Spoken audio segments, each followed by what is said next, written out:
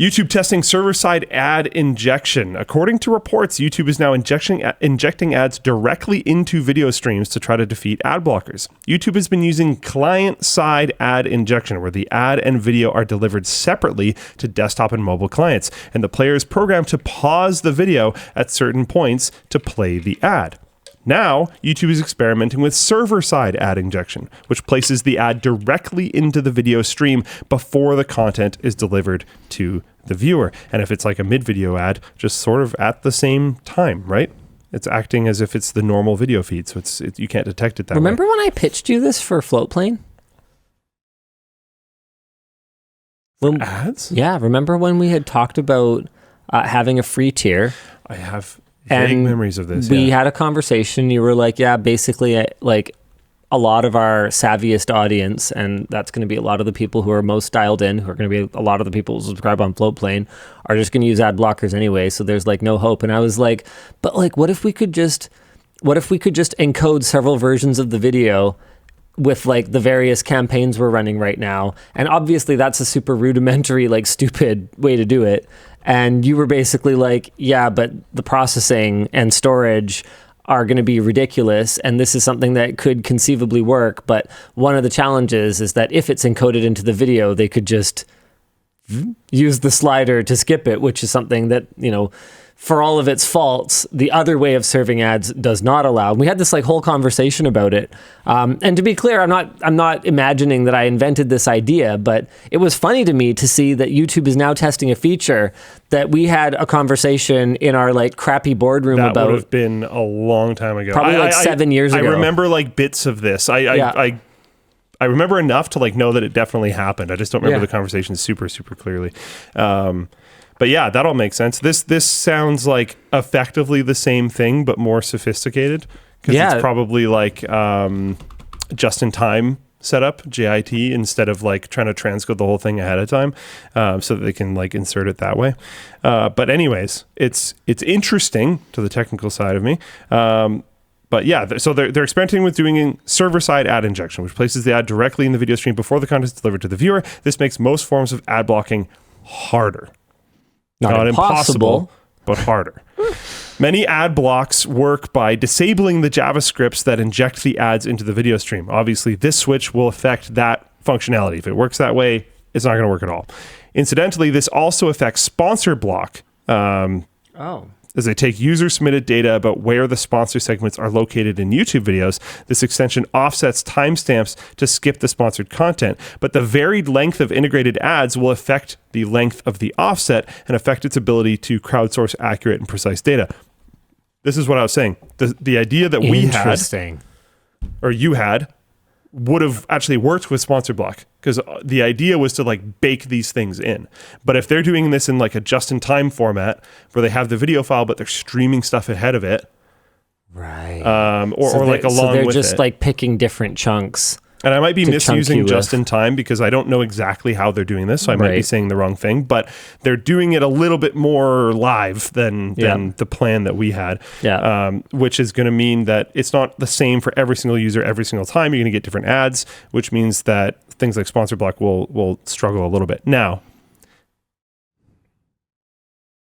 I'm sure I can think of ways that they could still make it work. Mm-hmm. Because if you can detect what ad is playing, you might be able to have some data on how long that ad lasts. The solution is going to be the same solution that everyone is using these days. AI. Oh, yeah. You could recognize an ad. You could recognize self-promotion. So the whole thing could just be, oh man, that. Oh wait. Yeah, so you could wait. No, at the very best though, that'd be tough. All you could really do is just like blank it out. So it could be kind of like you could effectively like turn off your TV while YouTubers are promoting their merch, or while an ad is running, and then it could come back on kind of thing, because you wouldn't be able to, like, you could get the chunk, analyze the chunk, be like, ooh, bad chunk, and then just like I would love a like crab rave ad blocker. So like anytime it detects an ad, it just like plays crab rave. It'd be so annoying, but it'd be so funny. Well, you heard about how bad Linus-led development was? It was nothing compared to Luke-led development. Yeah. We are not working on that. No. It would be really funny. Oh man. Anyways, this doesn't make ad block impossible, as we've been kind of discussing. Ad blockers could still function using detectable metadata and UI elements like a clickable ad link, or a variety of other things, or even like, I'm thinking like user submitted, like, hey, this ad that looks like this plays for this long, skip whatever, blah, blah, blah. Discussion question. At what point do you think YouTube/Google will be satisfied with their levels of ad block? If the platform is able to defeat ad block, what do you think the effects on the platform and user base will be? One thing that would be really interesting about sponsor block in particular to me is I think it would cause a bit of a change in the YouTuber sponsor read meta. Because right now, I think that a lot of savvy users are just skipping it.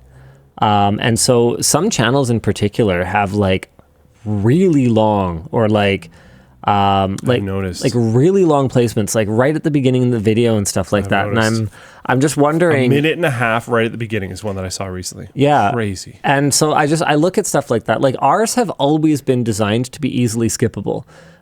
So the first one is about 10 to 15 seconds, which is supposed to be one tap of either a double tap with your thumb on your phone or of the arrow key on your keyboard. And then our intro is, I think, about 8 seconds. So basically 2 is supposed to just skip you through it. And then our ending one is supposed to be such that the video's over, who cares? Just navigate away. Or sometimes we'll put a little bit at the end to reward the people who, watch the sponsor integration. But it's supposed to be pretty easily skippable. It's been really fascinating lately. You can kind of follow like trends and audience sentiment towards things, because we've been doing that method for 9 years or something like that, where we've had the 2 spots. We've had a short one at the beginning and then a longer one at the very end. And I'll see sometimes an uptick or a downturn in comments about it. Oh, Linus got 2 sponsors a video, or people will be like completely fine with it, and it seems to be more related to what else is going on the platform and just how generally ad saturated people are compared to anything to do with us changing anything, because we really haven't.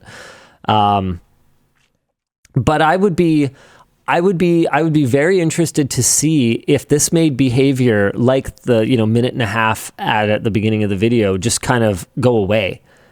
Because I don't know what percentage of people even use extensions like sponsor block, but I suspect it's reasonably high. I mean, I see it talked about a lot. I don't know.